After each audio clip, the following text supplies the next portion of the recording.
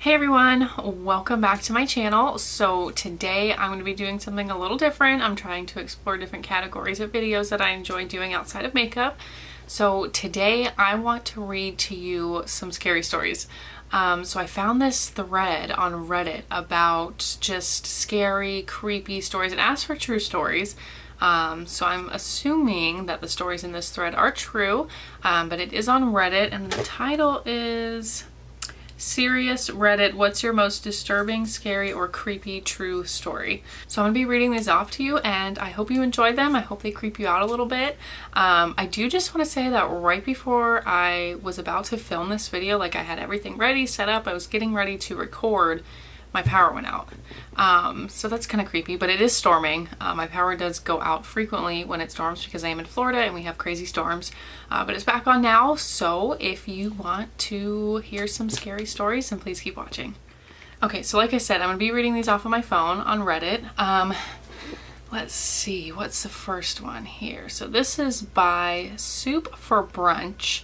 It says, in 3rd grade, I had this strange short teacher named Mrs. Todd. She was always super nice to me in class. She'd always call on me to do the fun activities first, compliment me whenever I did something, and was generally just very positive towards me. At the time, I thought she was perhaps my favorite person in the world. I remember even telling my mother about how much I loved Mrs. Todd. Anyways, one day I sat down at my desk and opened it up to put crap in it when shockingly I saw that there was a Victoria's Secret magazine sitting in the pull-out drawer. The kid sitting next to me noticed how shocked I was. I thought I was going to get in trouble, and we started talking about how it might have got there. Almost immediately, Mrs. Todd walks up and asks, "What have you got there?" I was seriously confused and told her it was sitting in my desk when I got here this morning. Well, she looks at me and tells me that the kid sitting next to me must have put it there.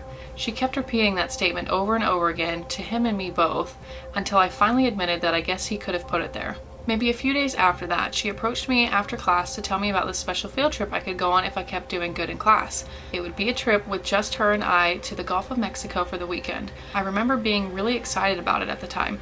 However, suddenly she got replaced at the school and we got this new teacher that didn't like me as much. I was so heartbroken at the time. It wasn't until many years later that I realized how effed up that situation was. It scares me thinking about it still. Okay, that's really, really creepy. All right, so the next one is by Sarcass Holes. It says, when I was about 8 years old, during recess at school, I noticed a bunch of other kids outside a storage room yelling and warning to others not to approach the door because there was an eyeball staring back at you. I was curious because I didn't understand what they meant, but I could see their fear was real because their faces were pale white as they would try to deter me from taking a peek through the keyhole. I remember bending down slightly so I could get a closer look inside, and sure enough, there was an eyeball staring back at me, and it freaked me out so much I peed my pants on the spot.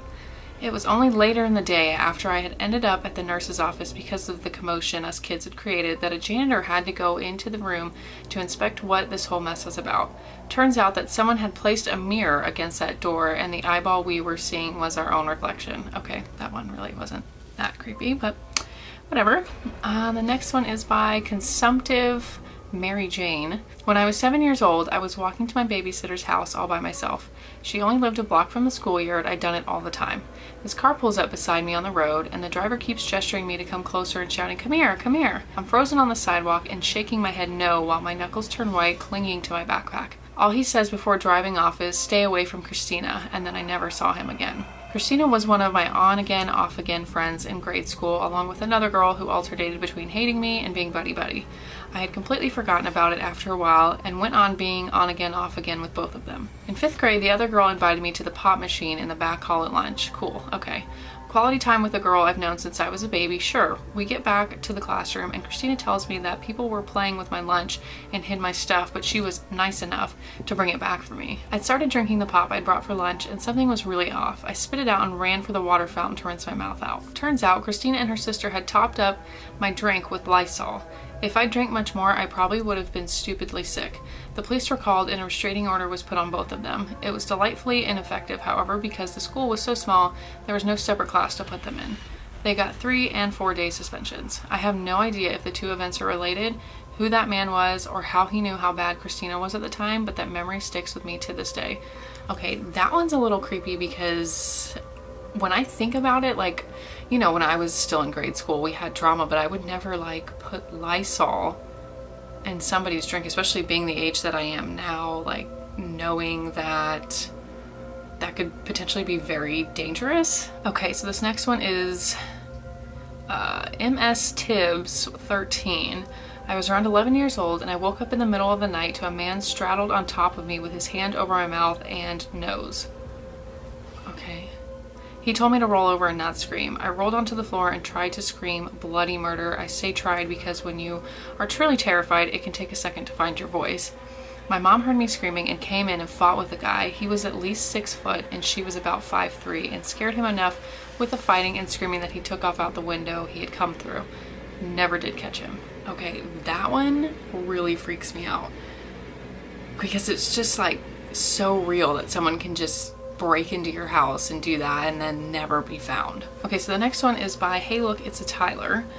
I was outside playing with friends one afternoon. We were around 9 or 10. We lived in a quiet area. As we were playing, we noticed a man in a truck drive by over and over again. Each time he passed my friend's yard, he would drive slowly. We then realized that this man was recording us with one of those old handheld recorders. It freaked us out. We ran inside their house and called his mom. She told them they needed to stay inside and I should go home. I tried explaining that my mom wasn't home at the moment, but she still made me leave. Great parenting. I lived about a mile or two down the road. I've never ran so fast in my life. I was terrified that that man was going to find me as I was running back home. When my mom found out what happened, she was super pissed off. My friend's mom hadn't allowed me to stay at their house until she could come pick me up. So like I said, some of these are so creepy because they could happen so easily and that's just like so real, you know what I mean? Okay, here is another one by, I'm not sure I'm going to say this right, Marrattmor. It says, when I was a kid and lived in my old apartment, my mom befriended the downstairs neighbor and would often invite her over for coffee and tea because she was always so lonely.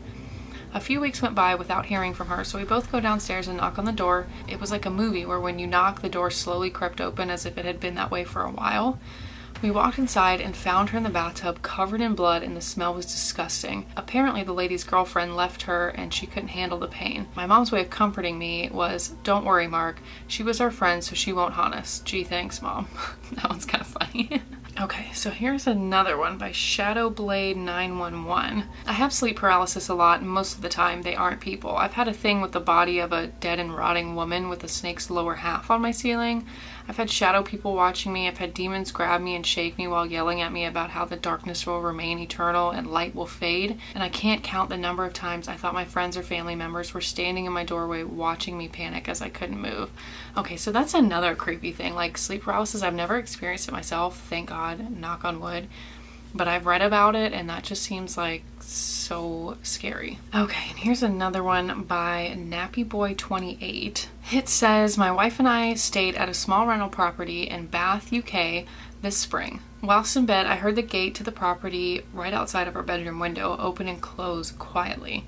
This immediately made me jump up and become alert. I heard someone trying to quietly walk on the gravel walkway to our front door until the motion sensor light came on.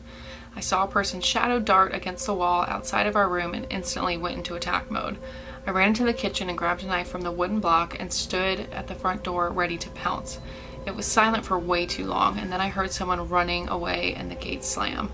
My wife said that once the motion light turned off, the person took off running. I have no idea what their intentions were, but I almost stabbed the hell out of someone that night. It still gives me goosebumps thinking about it. And see, that's another one of those ones that's just so real and just like feels like it could, you know, really happen to anyone. Okay, here is another one by Lenya K. This was back when I was a little kid in East Europe. My cousin and I were walking through the woods. We were maybe 8 to 9 years old. It was more like a large urban forest, big enough to get lost in. Suddenly we saw a man standing in the bushes. He was wearing nothing but tidy whities, dress shoes, and a watch, and had his back towards us. We kind of just froze there, staring at him. He must have heard the rustling behind him and slowly turned around. He had the creepiest smile on his face and started slowly moving toward us while making a beckoning motion with his finger. I remember being frozen with fear for a few moments before turning around to look at my cousin, who was no longer there. I could only see his heels flashing in the distance as he was running away. Of course, I followed him immediately, and I don't think I've ever ran that fast before. Wow. Oh, some of these are like giving me the chills. They're so creepy. Okay, here's another one. Lord Periwinkle. These names are interesting. My husband was a little kid in the 50s. In a small town he lived in was an old Civil War hospital. Abandoned, creepy, and supposed to be haunted with the ghost of dead soldiers. One evening, his older brother told him that he was going to go exploring in the building along with a couple of friends. He sort of ordered my husband along. I think he was 8. Anyway, the old building was dark, littered, dismal. The older boys told hair-raising stories about cruel operations, chopped off limbs, screaming ghouls, all designed to frighten the younger kid. In a room on the 3rd floor was an open window with a tree close by. A loud noise was heard in the hallway. I'm convinced it was another boy in on the prank. Scuffling, groaning, clanking. The older boys ran to the window and were able to reach the tree and shimmy down. Poor future husband was too small, he was stuck. By this time it was dusk. He was frozen with fear, then heard the noise right outside the door. He threw out the door, slamming it back, and ran full tilt down the 3 flights of stairs and home, fully thinking his older brother had left him alone to deal with vengeful ghosts. I think his brother was a calculating, cruel POS excuse for a brother. They have been estranged all their adult lives. Okay, this one gets a little personal there at the bottom. Okay, I'm gonna read one more and then we'll wrap it up for today. So this one is by Toby The Dog. Probably just my entire life would count as a disturbing, scary story. My mother and grandmother were always extremely protective over me as a child. I grew up forbidden to visit friends or family, walk down the street, go outdoors by myself, or even cook or drive. It got worse and worse as I grew older. I mean, I was 19 and my mother forbade me from having a job. She told me that I had everything that I needed right there with her. I didn't need money. I decided that enough was enough and saved up some money from doing laundry and finding change around the house, swiping what I could here and there, and I had to hide it well. She would steal it from me if she found it. She said that all money was hers and hers alone. I packed my bags one day and tried to leave. She actually tackled me to the ground and dragged me back inside with my grandmother's help. I had my phone reported stolen and took it from me so that I couldn't make calls, and slept beside my bed to make sure that I didn't sneak away.